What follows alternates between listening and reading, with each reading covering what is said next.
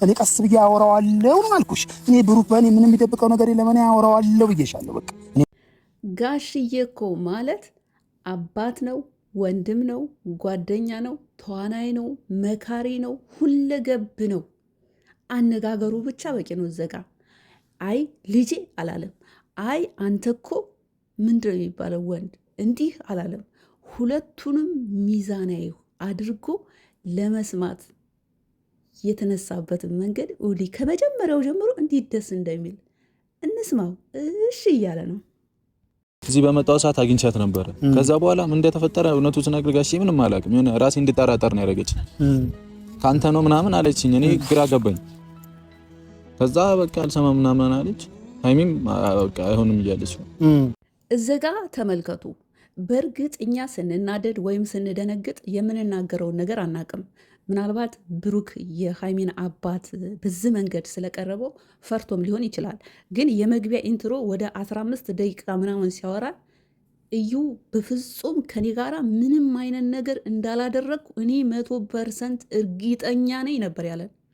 አሁን ደግሞ ዘጋ ብሩክ እኛ እኮ ራሱ አንተን እኮ ወደ አንተ እኮ እንትን ያለው አነጋገርን እኮ አሁን ዘጋ ጋሽዬ ፊት ምን አለ? አዎ ከሃይሚ ጋር በተጣላን ጊዜ መጥቼ አግኝቻታለሁ፣ ግን የተፈጠረውን ነገር አላስታውስም አለ። ይኸውላችሁ አሁን እዚጋ ጋሽዬ ፊት ራሱን እንደተጠራጠረና ብቻ ከእሷ ጋር የሆነ ነገር እንዳደረገ አድርጎ ለጋሽዬም ተናገረ። እኛ እኮ ዝም ብለን አይደለም። ብሩክ ስህተተኛ ነው፣ ብሩክ ጥፋተኛ ነው። ለምን ሴት ብቻ ስለሆነች ሃይሚ ለምን ታለቅሳለች ብቻ አይደለም። ግን እዘጋም እኮ እሱ ሁለት አይነት ነገር በአንድ ቪዲዮ ላይ ሁለት አይነት ምላስ ነው ያለው። ሁለት አይነት ከመግቢያ 15 ደቂቃ ምናምን ሲያወራ ምንም ነገር ከእሷ ጋር ግንኙነት የለኝም የኔ አይደለም። ግን አንድ ደካማ ጎኝ ምንድነው? ለሰው በጣም አዛኝ፣ ከኔ በላይ ለሰው አዝናለሁ። ለምን አዩም የ6 ወር ነፍሰ ጡር በውስጧ ልጅ ይዛ ለምን ልጉዳት? ሃይሚስ እዘጋ እየወደደች ለምን ትለኝ? ስለዚህ ጋሽዬ መጥቶ መላ ይበለናል። አሁን ጋሽዬ መጣ። ዘጋ ጋሽዬ ፊት አሁንም ራሱን ተጠራጠረ። እስኪ እንስማው። ብሩክ እኮ ራስን ዘጋውን ስህተቱን እየሰራ ያለው ፕላስ ሃይሚንም እየጎዳሃት ያለው እኮ ራሱ ነው። እስኪ እናንተ ራሱ ፍረዱ።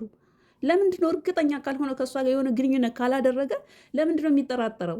መጀመሪያ ላይ አላደረኩም፣ እንደገና አሁን ደግሞ እኔ አላቅም ምን እንደተፈጠረ ምን ማለት ነው? እዚ ጋ አሁንም እኮ እየጎዳሃት እንዲ ቁርጥ ያለውን ለምን አትነግራትም? ትላንትና ራሱ እኔ ቀለበት አድርገላት ቤተሰቦቿ አያውቁም፣ ቪዲዮ አያውም ወይም ሃይሚ በቃ ለቤተሰቦቿ ሁኬር ልስናት ማለት ነው። ቀለበት ማድረጓ ለቤተሰቦቿ ለእናቷ ለአባቷ አልተናገረችም ማለት ነው። እዚህ ጋም የመጨረሻ እየጎዳሃት ነው ያለው። ከምር እንቀጥል። በዚሁ ላይ አንድ ነገር አቅርቧል ብሩክ ለሃይሚ አባት።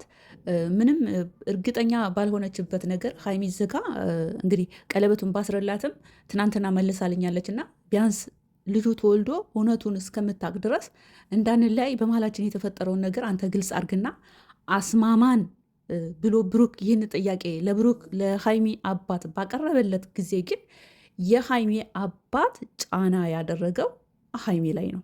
በቃ ሃይሚ ላይ ጫና አደረገ። የጋሽዬ ዘጋ እስኪ ቪዲዮ እንስማው። በጣም ነው የተቆጣት። አንቺ ልጅ ረጋድ ሰከን በይ፣ ነገሮችን ሰከን በማለት ነው። እኔ ግልጽ ነው የማወራው። የደረስሽበት ነገር አለ፣ ያየሽው ነገር አለ። አንቺ የሆነች አንድ ሴት መጣችና በአንተ ነው ያረገዝኩት፣ ዲኤንኤ ተመርምሮ አየሽ፣ ልጅ ተወልዶ አየሽ። ታይ ተመለሽ ሃይሚዬ። ጋሽዬ ዘጋ ምንም እንኳ ልጁ ብኮንም ሁለቱንም በእርግጥ አባት ነው፣ ሁለቱም ልጆች ናቸው። ሚዛን የሆነ ነው ሲናገር የነበረው። ግን እዚህ ፓርት ላይ ሃይሚ ላይ ጫና አድርጓል። ምን አይተሽ ነው? ምን ሰምተሽ ነው?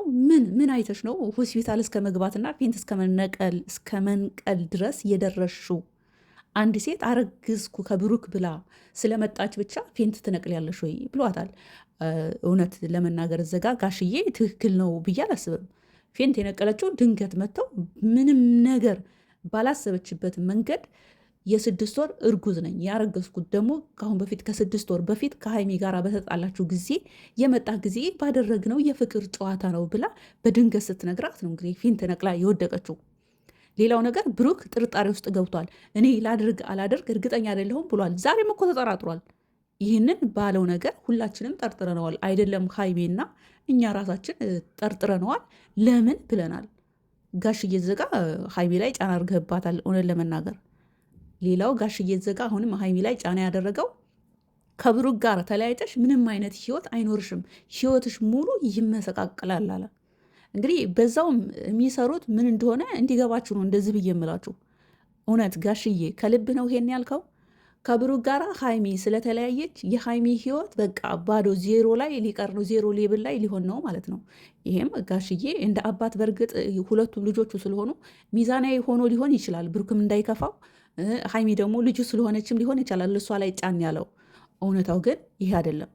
ከብሩክ ጋራ ምናልባት ይሄ ስራ ነው፣ ግን ተለያየች ማለት የሀይሚ ህይወት ዜሮ ላይ ሆነ፣ ተመሰቃቀለ፣ ምንም አይነት ህይወት ካሁን በኋላ አይኖራትም ማለት አይደለም። ሌላው አንድ ሴት እርጉዝ ናት ብላ ስለመጣች አንቺ ፌንት ነቅለሽ እንዴት ሆስፒታል እስከ መግባት ትደርሻለሽ ያለበት ምክንያት ደግሞ ራሱ ነው። ፌንት እንድትነቅል ያስደረጋትም ብሩክ ነው። ለምን ተጠራጠረ? ከ6 ወር በፊት መምጣቱን አመነ፣ እንዳገኛት አመነ። ታዲያ ለምን ፌንት አነቅልሳ? ይህ እኮ በቂ ሪዝን ነው። ለማንኛውም እንቀጥል። ራሴን አውቀዋለሁ፣ ሁላችሁም አልተረዳችሁኝም። እኔና ሀይሜ ደግሞ በጣም ደስ የሚሉ ጊዜያቶችን አሳልፈናል። አሁን ላይ በተፈጠረው ነገር እየወደኩ ነው የምለይ ስትለኝ በቃ ተሰማኝ። በእኔ የተነሳ እየተጎዳሽ ነው፣ በእኔ የተነሳ በጣም ብዙ ነገር እየሆነች ነው። እኔ ደግሞ ደክሞኛል፣ ደከመኝ፣ እሷን አጥቼ ህይወቴ ምስቅልቅል ነው የሚለው ብለህ ዛሬ ምን አለ ፍርጥ አድርገህ ብትነግረን። ደከመኝ ነው ያልከው። ደከመኝ፣ ሸለቸኝ፣ ደበረኝ፣ በቃ ከፍቶኛል፣ በጣም ደካማ ጎኔ፣ እኔ ደካማ ጎን ሰውን በቃ ሰውን ማክበሬ ነው፣ ሰውን ዋቴቨር ማድረጌ ነው ምናምን ብለህ መጨረሻ ላይ ደግሞ አባቷ ሲመጣ አባቷ ፊት እንኳን እንዲሁ ድርቅ ብለህ አላደረግኩም አትልም? እኔ የተፈጠረውን ነገር አላቅም ነው ያልከው። ከዚህ በላይ እንዴት ትጎዳት ጎበዝ? ልጅቷ እኮ ተጎታ ራሱ ንግግሯ ብቻውን እኮ በቂ ነው። ለማንኛውም ዛሬ በተለቀቀው ቪዲዮ ላይ ጠቅለል ልሳደርግላችሁ እውነቱን ፍርጥ አድርገው የተፈጠረውን ነገር ብሩክም እንዲሁ ድርቅ ብለህ እንደምንም ብለህ እንዳላደረግ ሀይሚ አባት ፊትም ማድረግ ነበረብህ። ሁለት አይነት ንግግር ነው ያደረገው። ምክንያቱም ዛሬ ይህ የሚሰሩት ስራ መቋጨት ስለሌለበት ነው። ያው ጋሽዬ ነው። በነሩታ ላይም ታወታላችሁ። በጣም ጎበዝ ተዋናይ አባት ነው። በነገራችን ላይ አንድ ፊልም ሰርተዋል እኮ እነዚህ ልጆች። ታውቃችሁ አታውቁም? አንድ ፊልም ለማንኛውም ዛሬም ነገም ተነገ ወዲያም ሊቀጥል ይችላል። የሚሰሩት ስራ ነው። እውነት መስሏችሁ ሀይሚና ብሩኬ ይለያያሉ ብላችሁ በሁለቱ መካከል የተለያየ ንግግር የምትናገሩ ካላችሁ በኋላ እየቆጫችኋል። አሁንም የምላችሁ ትናንትም በለቀቁት ቪዲዮ ላይ ይድፋሽ ይሰንጥቅሽ ያላችሁ ልጆች አላችሁ። ዛሬም የምላችሁ ስደቡኝ፣ የሚሰሩት ስራ ነው። ሀይሚና ብሩክ መቼም አይለያዩም። አባት ነው። የእውነት ይህ ነገር የተፈጠረው እውነት ቢሆን የሀይሚ አባት በሀይሚ ላይ በዚህ ልክ ተረጋጊ፣ ሰከን በይ፣ ያለ ብሩክ ምንም አይነት ህይወት አይኖርሽም አይልም ነበር። እውነቱ ስነግራችሁ ይመቻችሁ። በጣም ድምፅ አለ፣ ይቅርታ።